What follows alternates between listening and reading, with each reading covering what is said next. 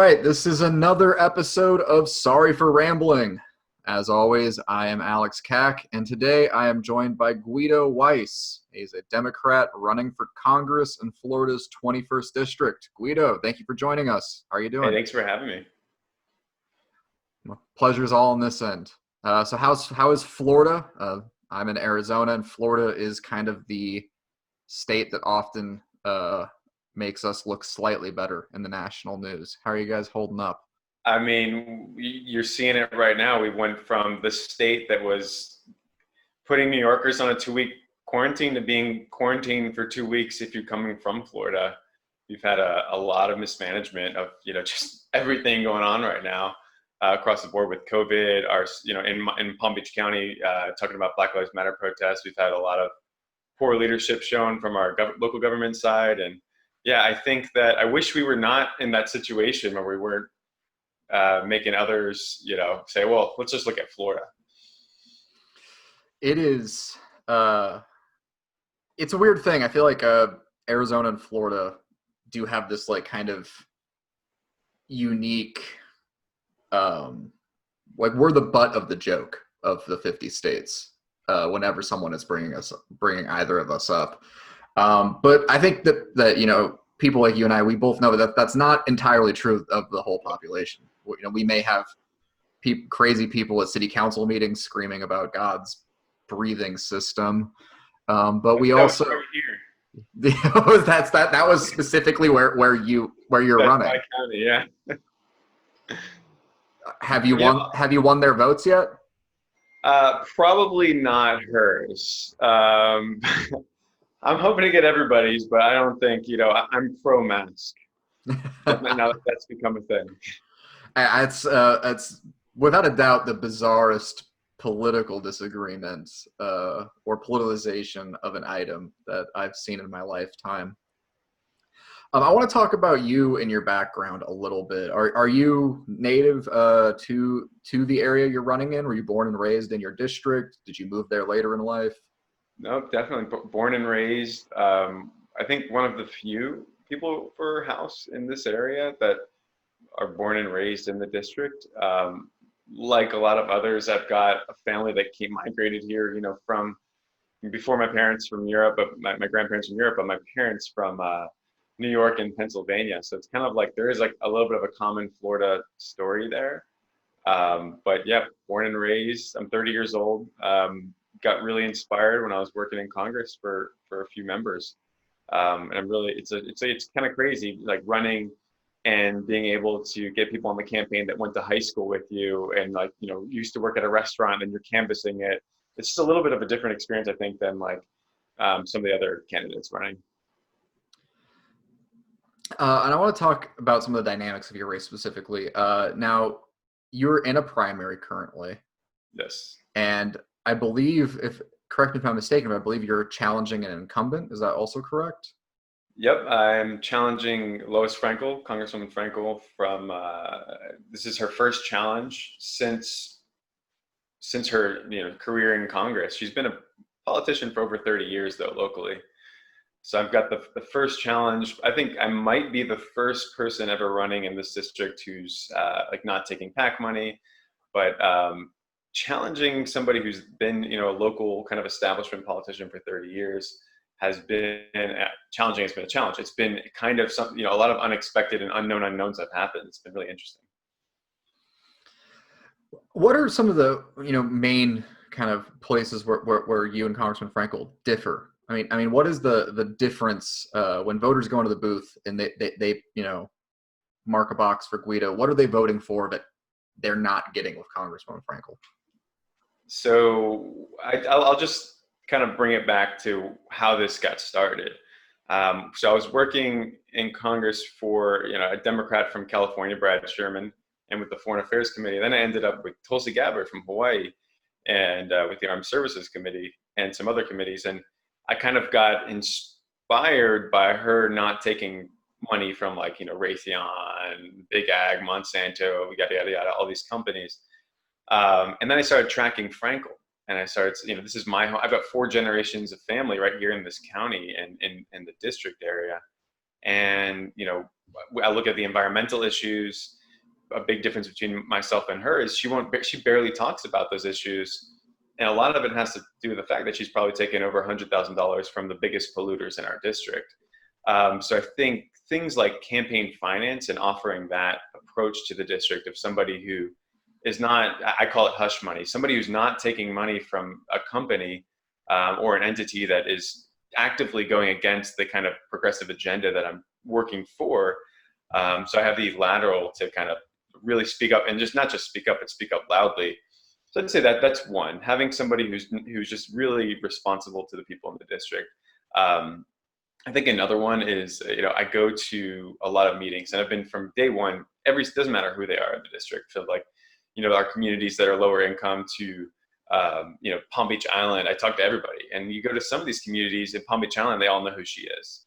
And you go to some of the lower income communities, they've never, ever heard of her. And I think a lot of it is just like having somebody who doesn't just campaign in donor communities. And when I worked for Tulsi, she would go home, fly from Hawaii, and then spend 12 hours a day not canvassing, but doing like Congresswoman on Your Corner and community workshops and, community service projects. And you don't have any of that here. So you've got a representative that is just like, they're donating tons of money to the DNC. They're climbing that kind of ladder in DC in the party, but they're not really representing the district well. So, obviously, it seems like one of the big focuses of your campaign is getting these special interests and getting big money out of the political process. That is an incredibly popular position, and to kind of anchor yourself on. That has cross-party appeal, not just within the different factions of the Democratic Party. But what are some of the other things that you're supporting? How can people expect you to vote on issues like healthcare or the environment or foreign affairs? Yep. So sorry, I'm just going to turn my phone off. A lot of some of the issues like the environment, for example. I was there working in Congress when the Green New Deal resolution was introduced. Now it's a resolution itself. It's not necessarily a technical policy, outline, but something and really lean forward environmental initiatives I'm going to be voting for, not just kind of signing my name onto, but actively fighting to get those in as part of the process. I've lived in a couple countries overseas and experienced what low pharmaceutical prices are. When I was living in Israel for a few years, and you pay $6 or $10 for something that I buy $120, $140 here. That's something that I'm really going to be, you'd find me voting in favor of, and not just talking about it, but I'm making it central piece of the campaign. And healthcare is a huge issue. It's the #1 issue in Florida. Maybe not like right now, we're talking a lot about social justice and COVID, but in general, it's traditionally been our #1 issue. On foreign policy, gosh, so my background is foreign policy. I'm a Hebrew, Arabic, Russian student and trained person. I'm not fluent in I'm fluent in Hebrew, but not Russian and Arabic. And I'm a Navy officer as well. But I've recognized that we've spent $6 trillion on wars that haven't really got us far at all. And if anything, have led to, over 10,000 American deaths and over 1 million deaths in the countries combined that we've been fighting in the past 20 years.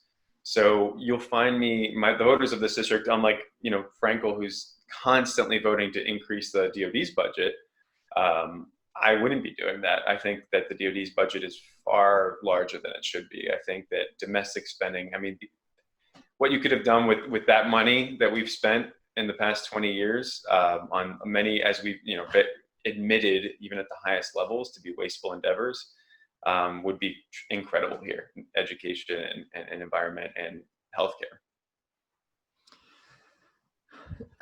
Speaking of education, that is something we've talked a lot about in the last 2 years, I think, as a society. Specifically higher education, we see the costs just ballooning, and we're in a debt bubble, likely with the recession we're in right now to become a debt crisis related to student loans. What types of things would you like to see the Congress, and if you were to join the Congress, what types of legislation would you be putting forward to address those issues specifically? Yep. So in terms of education, I'm very biased because I'm somebody who's sitting here with so much student debt that it would take me a long time. It's basically a house. And I kind of, I wanted to get that certain education and, political studies and live in DC and all that, but you're paying for it in the aftermath. I'm for a version of debt cancellation across the board because I don't think I know just that our cost of education has skyrocketed so much the past 20, 30 years compared to what the purchasing power of a dollar is. And if you look at the charts put out by a number of organizations, it makes so much sense that we need to kind of start from scratch on this system. And I know that that certainly ties in with the debt, with the debt equation that you mentioned before. But I think there are ways through more progressive taxes and items like that to get at that education program. So that's really what I want to advocate for, is large scale investment in public education. And I don't want to be that progressive person that's like, oh, look at Europe, but it's not just Europe. There's many countries around the world that have successfully implemented, large scale effective public education. I'll just say, let's look at Japan and Taiwan and Hong Kong, and those are countries that they have a much better, not always, but frequently, some of the countries that are able to do this have a much better debt to GDP ratio. So I think that the idea that if we spend a lot on public education or healthcare, we're just going to balloon our debt. I think there's too many examples out there to prove that otherwise, that it is possible. Well, and it seems to me, I mean, there's, it almost becomes a national security issue at some point. Yeah. We're not protecting our economy by allowing this kind of, debt to just balloon out of control. But we're also, actively harming people's abilities to build equity, buy a home, start a family, the things that we tend to see as markers of success and progress in our country. We're also dissuading, I think, a lot of people from pursuing any type of higher education, even a trade. And that's obviously having a negative impact on their employment possibilities. I think it's also having a negative impact on our culture. Yep. And that's something that I think is unfortunately kind of irrecoverably tied to our political process right now. We have not just a divide on cultural values and beliefs anymore in this country. We have a divide on what is and is not real. How are you attempting to address that? How would you attempt to bridge that if you were to win your primary and have to go into a general election campaign? Yep. So just kind of one point on the national security issue, just before we kind of go into that.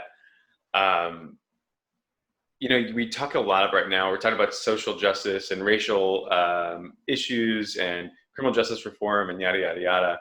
But, as we've got, I don't mean to say yada, yada cantily, but, and et cetera, as we get into these discussions in depth, so much data has come out that was already there and we already knew, but mainstream publications are talking about, the average Black family being worth $17,000 and the average white family being worth, in terms of wealth, $171,000.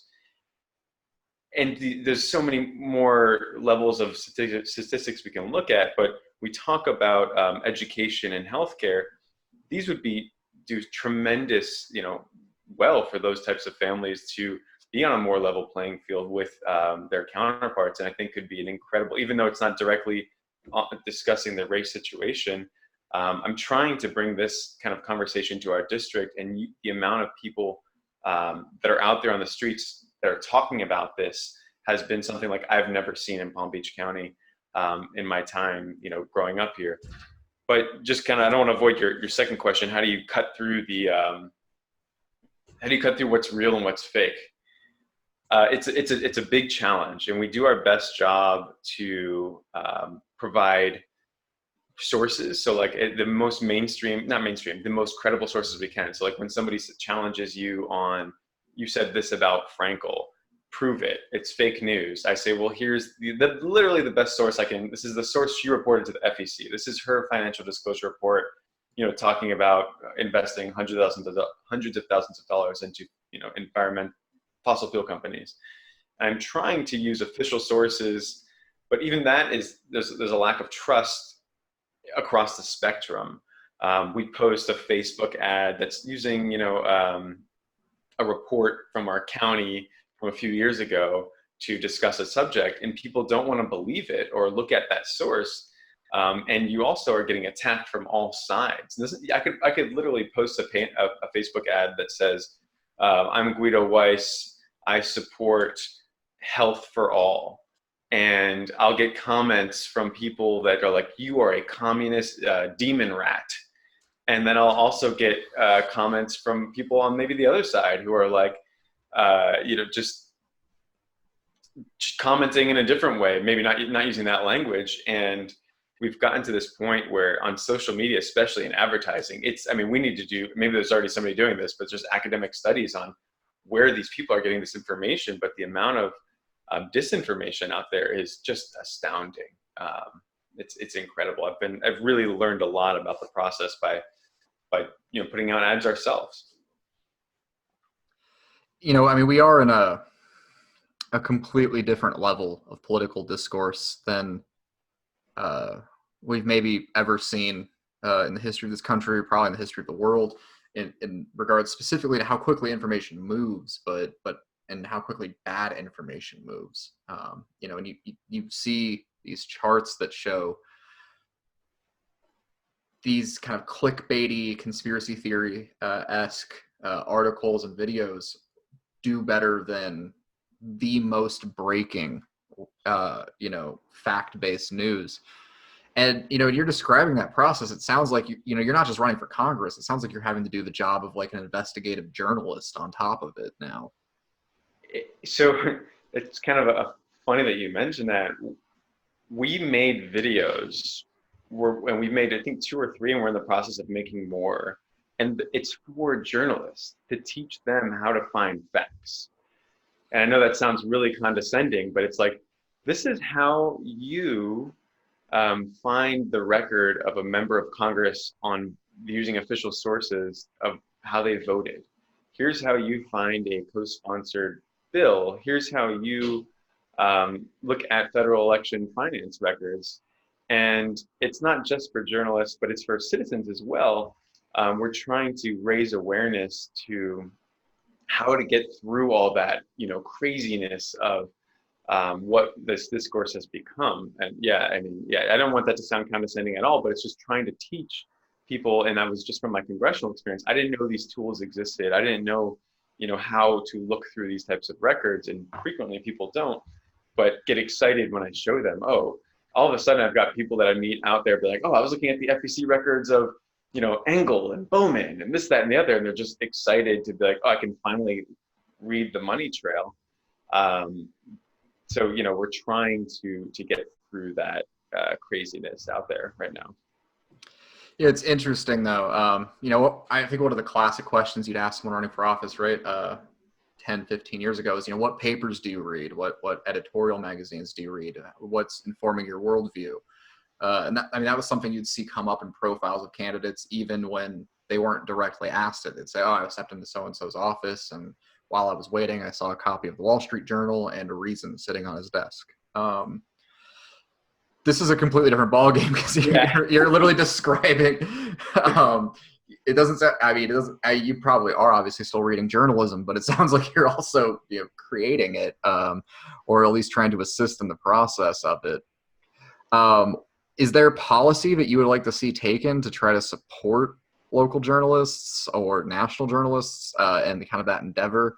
Or on the flip side of that, is there policy that you'd like to see implemented by Congress on these tech firms to try to, dissuade bad information coming out there or to penalize them from such? How do you balance something like that and still respect free speech? Yep. So on the local journalist front, one thing, not obviously, but supporting local journalism.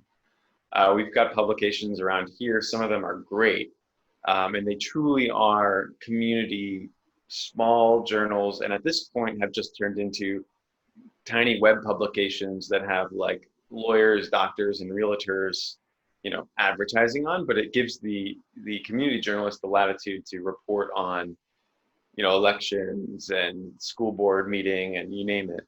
So, I mean, that to me is, so many of the decisions like at a commissioner meeting impact your life more than the crazy discourse in DC right now, or you immediately impact your life. So that's one thing. On the federal level, in terms of these like the digital ends we're at right now, I noticed that Facebook is not there yet at all, and you see it with like the president of the United States, with that tweet that he did the other day with white power, in the tweet, that should have been immediately removed. I mean, you've got 70, 80 million people following this person who's tweeting white power, who's leading our country. And I don't even want to make this all about Trump, but that's stuff that they should be, I think, much better at, and fund those entities and policy from Congress should trickle down, and not trickle down, but should make that more forceful. Now, one thing I can also say about some of the local press is some of it's not actually local. Some of the press entities they might call themselves the, XYZ, local press, but they're really owned by corporations that are, and if you look at who owns them, transition from owner to owner over the few years. And you have a fun example of one local paper here that was critical of Frankel a few years ago. And now, if we have an interview with them, they'll remove anything I say about discussing your opponent, because they just, whatever entity that they're with is just not pro criticism of the incumbent Democratic Party. You also have a situation here where one of the other local papers, it's actually won Pulitzer's, Sun Sentinel, they did, I don't know, my phone's going off. They did an interview with us, and they endorsed every single incumbent, even though many of them have really, really challenging records. And I kind of start to ask myself, why would a newspaper endorse only incumbents, when many of them, you can make the case, have accomplished little for our community? I want to pivot back to kind of the state of your race, Sure. because you are running against an entrenched and well-funded campaign, and you've pledged you're not taking, corporate money, you're not taking PAC money. What is that process like on a day-to-day basis? So let me go with my first experience. I get down here back home from working in DC, and we get some merch together, some flyers, and myself and a couple volunteers, we go to the Democratic Club meeting. And I'm talking to I start canvassing in front of the meeting, 100 people show up. This is before COVID. And the former president of the Democratic Club, he's like, basically go F off, not basically, that's what he said. F off, go F yourselves, whatever. And you're a young, not even young, you're just a candidate who's joining the race, and you're being actively discouraged by the local Democratic Party, and angrily discouraged and told to leave. And then later that night, that person went on the stage talking about how we need to be more inclusive of ideas within the Democratic Party. So that's just one, experience with the establishment that, and when I was speaking with a progressive nationwide organization, they said that's kind of your badge of honor. If you're running against an incumbent, you need to have those experiences, because everybody who's been successful has it. And that's what we're trying to change, is that mentality. So that has been kind of crazy. My opponent has, far more money than we ever will, I think, be able to get on this campaign, at least during the primary. But going against money, I've talked to unions who, in terms of from a policy perspective, are much closer than I am, much closer to me in terms of what we're trying to accomplish. But they are like, look, man, there's no way we can go against the incumbent, because if you did win, if you did lose, the establishment would rain down on us or not work with us. So I think those are honestly weaknesses within our democracy. And the last one I'll mention is newspapers, where you've had some newspapers that we've been reaching out to for a while down here, but they really want ads for coverage. Not all of them, but some of them do. And it's like, if you're a campaign that's a few $1,000s large, you can't necessarily buy ads in every paper just so they cover the primary. So I think we need to kind of readjust the system that we have going on. And as we kind of close towards the end of the program here, I like to ask everybody this same question, which is always a break from kind of the rest of the dialogue we've had, which is, throughout kind of everything you've done, your work in DC, I believe you mentioned you served in the Navy. Is that correct? Yep, I'm in the Navy now I'm a reservist. Sorry, we're gonna delay that question. So you're still actually a Navy reservist currently? Yes, yeah. I've actually been a reservist the whole time. I've been a reservist for 5 years. Enlisted, now officer. I feel like most politicians would lead with that. That seems like something that would be right up front. Is there a reason that you don't necessarily broadcast that more? It's just, I love being in the Navy. I love what the experiences I've gained from joining the military and serving, and when we talk about gun control or gun safety legislation, being somebody who's been an operator of weapons, trained by the U.S. military. When we talk about smart national security policy and kind of reading through what's ludicrous in terms of how politicians relate to the military and what makes sense, that's been really helpful. But I'm not running as, intel officer Weiss. I'm running as, a local who's trying to change how we operate. So that's kind of one of the reasons, even though people do connect with it, connecting with a veteran and telling them, oh, I'm a Navy sailor. They get excited. They'll say, oh, I was a sailor on the Theodore Roosevelt, or I worked, I was deployed to Japan, and then we can instantly have a connection. But it's not my platform isn't me being a Navy sailor. Interesting. So, I mean, it's more about the community and the message than about, trying to score points off of your service, which I think is damn respectable. So thank you for that. So to go back to that final question before I distracted myself, I like to ask everybody what it is that they really want to convey to other people. Yep. What's the important message that you're really trying to get out there into this world? So the most important thing that this campaign, the message that we're trying to convey is that, and I might sound like a broken record, but I try to stay on message, is that we have a system that has many flaws. We have a democratic system that has many flaws, and the Democratic Party has been, for lack of a better word, strong party to that flawed system for as long as I've been alive. And you need to have kind of a wake up and smell the coffee moment to really understand, or be pointed to a few examples to really understand it. So my message is, one, everybody in the community I'm trying to bring with the campaign. So I'm not just talking to Democrats, it's everybody. I'm trying to be as inclusive as possible. But two, if you want people who are trying to push those Democratic initiative items need to know that with the current people in office, many of them, they, in a weird, twisted way, bring us further away from having a progressive agenda. And until we can have, I think, a change in our representation, and we're seeing it across the country, 2016 and 2014, you had maybe a couple challenges to incumbents, a few. I'm talking about the federal level. Now at the other levels has been a much different story, but 2020, we're in a different world right now. And it's kind of, a lot of people, I think, are waking up and smelling the coffee. I'm not even sure if that's the right expression, if that's how that expression goes, but that's my main message, is that we can do so much better. And we just need to realize that some of the things that we've been doing are actually leading us backwards. So that's really what I've been trying to convey and raise awareness to, and not even in like a radical way. I'm not running around doing this and and yelling at people. I'm just trying to have, conversations and point to evidence. And I'm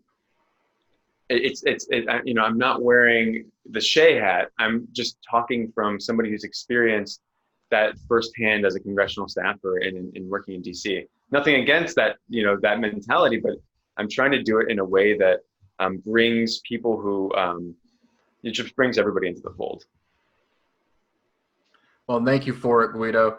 That is Guido Weiss, candidate for Congress in Florida's 21st District. This is Sorry for Rambling. I'm Alex Kack, and we will see you next time.